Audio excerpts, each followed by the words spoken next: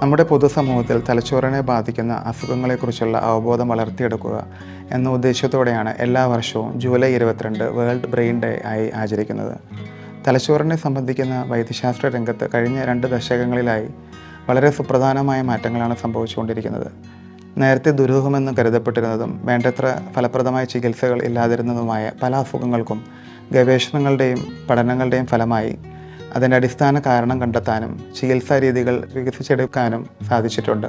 ഈ വർഷത്തെ world brain ഡേയുടെ തീം എന്നത് brain health and prevention protecting our future എന്നതാണ്. അതായത് തലച്ചോറിൻ്റെ ആരോഗ്യ പരിപാലനവും പ്രതിരോധവും വഴി നമ്മുടെ ഭാവിയെ എങ്ങനെ സുരക്ഷിതമാക്കാം എന്നുള്ളതാണ് അത്.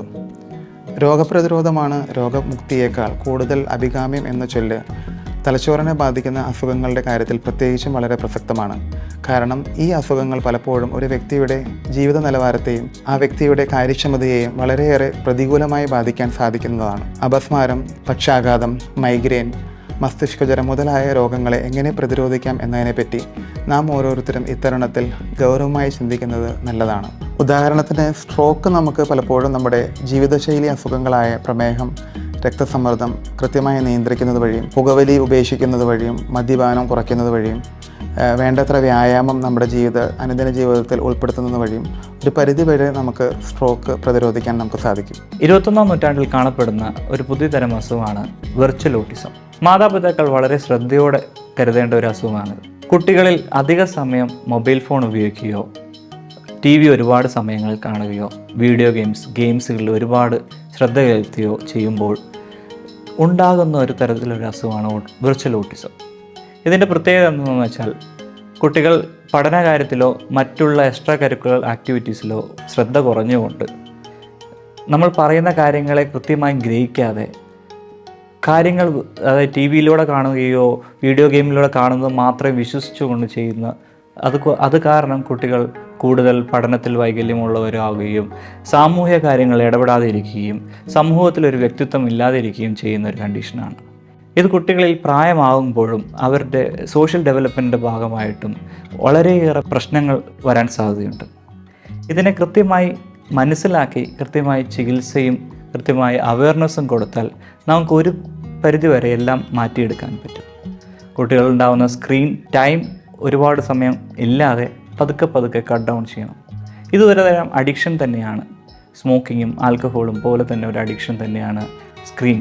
ഈ സ്ക്രീൻ അഡിക്ഷനെ നമ്മൾ ഒഴിവാക്കിയാൽ ഭാവിയിൽ നല്ല കരുത്തുള്ള നല്ല മെൻ്റൽ ഹെൽത്തുള്ള കുട്ടികളെ നമുക്ക് വാർത്തെടുക്കാം. വേൾഡ് ബ്രെയിൻ ഡേയോടനുബന്ധിച്ച് നമ്മുടെ മാനസിക ആരോഗ്യം ഉറപ്പുവരുത്തുവാനായിട്ട് നമുക്ക് എന്തെല്ലാം ചെയ്യാൻ പറ്റും എന്നതിനെ പറ്റിയുള്ള ചില ചിന്തകൾ നിങ്ങളുമായി പങ്കുവെക്കുവാൻ ഞാൻ ആഗ്രഹിക്കുകയാണ്. ഇന്നത്തെ സങ്കീർണമായ ജീവിത സാഹചര്യങ്ങളിൽ നമ്മൾ പലതരത്തിലുള്ള മാനസിക സമ്മർദ്ദങ്ങൾക്ക് അടിപ്പെട്ടു പോകാനും പലതരത്തിലുള്ള മാനസികാരോഗ്യ പ്രശ്നങ്ങൾ അനുഭവിക്കുവാനും ഉള്ള സാധ്യത വളരെ കൂടുതലാണ്.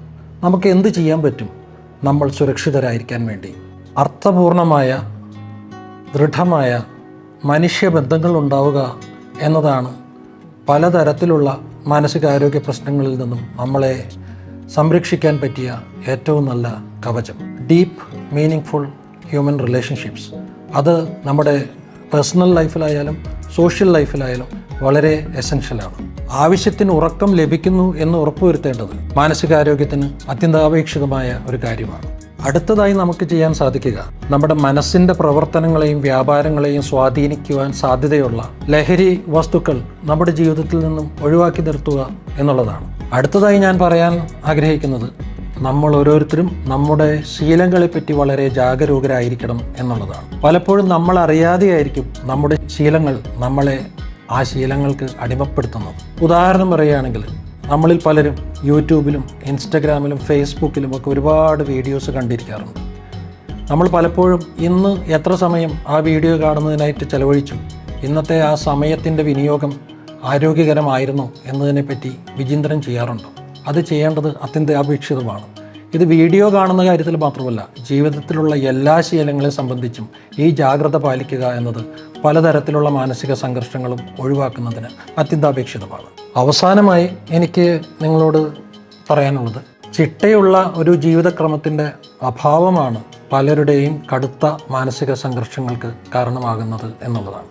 ഇപ്പോൾ ഉദാഹരണത്തിന് എൻ്റെ ഔട്ട് പേഷ്യൻ്റ് ക്ലിനിക്കിൽ വരുന്ന കുട്ടികളെ പറ്റി ചിന്തിക്കുകയാണെങ്കിൽ ഒരു ചിട്ടയായ ഒരു പഠനക്രമവും ജീവിതശൈലിയും ഇല്ലാത്തതിൻ്റെ പരിണിത ഫലമായിട്ട് പരീക്ഷ എടുക്കുമ്പോൾ കടുത്ത മാനസിക സമ്മർദ്ദവും ഉത്കണ്ഠയും ഉറക്കമില്ലായ്മയും ഒക്കെയായി സഹായം തേടി ഔട്ട് പേഷ്യൻ്റ് ക്ലിനിക്കിൽ വരാറുണ്ട്. പക്ഷേ ഇത് ചിട്ടയായ ഒരു ജീവിതക്രമത്തിലൂടെ നമുക്ക് തീർച്ചയായും ഒഴിവാക്കാൻ സാധിക്കുന്ന ഒരു സാഹചര്യമാണിത്.